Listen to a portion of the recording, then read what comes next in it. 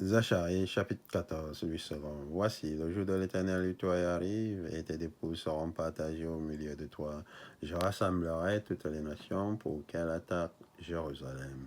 La ville sera prise, les maisons seront pillées, et les femmes violées.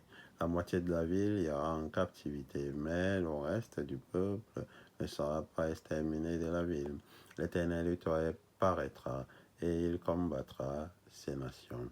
Comme il combat au jour de la bataille, ses pieds se poseront en ce jour sur la montagne des Oliviers, qui est vis-à-vis de Jérusalem du côté de l'Orient. La montagne des Oliviers se fendra par le milieu, à l'Orient et à l'Occident, et il se formera une très grande vallée. Une moitié de la montagne reculera vers le septentrion et une moitié vers le midi.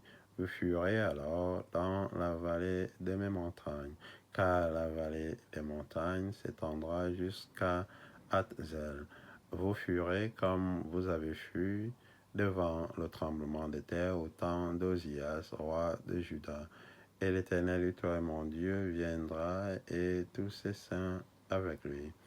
En ce jour-là, il n'y aura point de lumière, il y aura du froid et de la glace.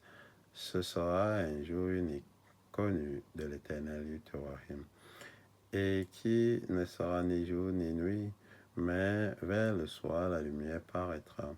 En ce jour-là, des eaux vives sortiront de Jérusalem et couleront moitié vers la mer orientale, moitié vers la mer occidentale. Et il en sera ainsi été et hiver. L'Éternel Utoé sera roi de toute la terre. En ce jour-là, l'Éternel Utoé sera le seul Éternel Utoé, et son nom sera le seul nom. Tout le pays deviendra comme la plaine de Giba à Rimon, au midi de Jérusalem. Et Jérusalem sera élevée et restera à sa place, depuis la porte de Benjamin jusqu'au lieu de la première porte, jusqu'à la porte des angles, et depuis la tour de Hananel jusqu'au pressoir du roi.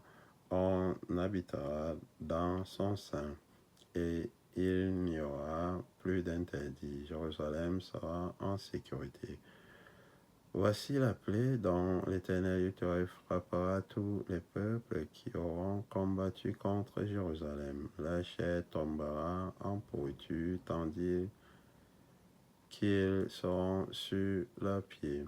Leurs yeux tomberont en pourriture dans leur orbite, et la langue tombera en pourriture dans leur bouche. En ce jour-là, l'Éternel produira un grand trouble parmi eux.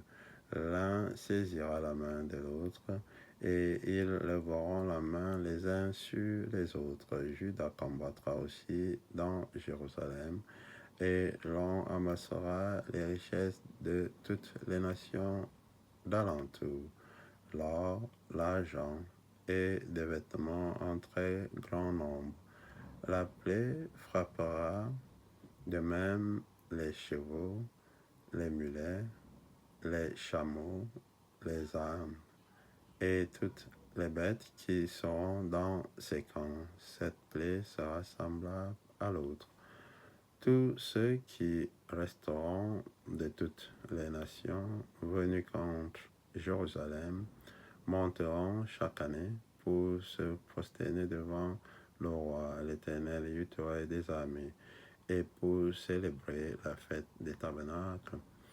S'il y a des familles de la terre qui ne montent pas à Jérusalem pour se prosterner devant le roi, l'Éternel et des armées, la pluie ne tombera pas sur elle. Si la famille d'Égypte ne monte pas, si elle ne vient pas, la pluie ne tombera pas sur elle. Elle sera frappée de la plaie dont l'Éternel frappera les nations, qui ne monteront pas pour célébrer la fête des tabernacles. Ce sera le châtiment de l'Égypte, le châtiment de toutes les nations qui ne monteront pas pour célébrer la fête des tabernacles.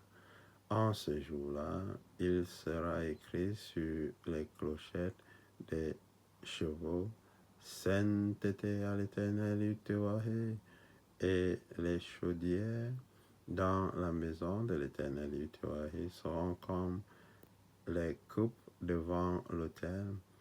Toute chaudière à Jérusalem et dans Juda sera consacrée à l'Éternel Yahweh des armées.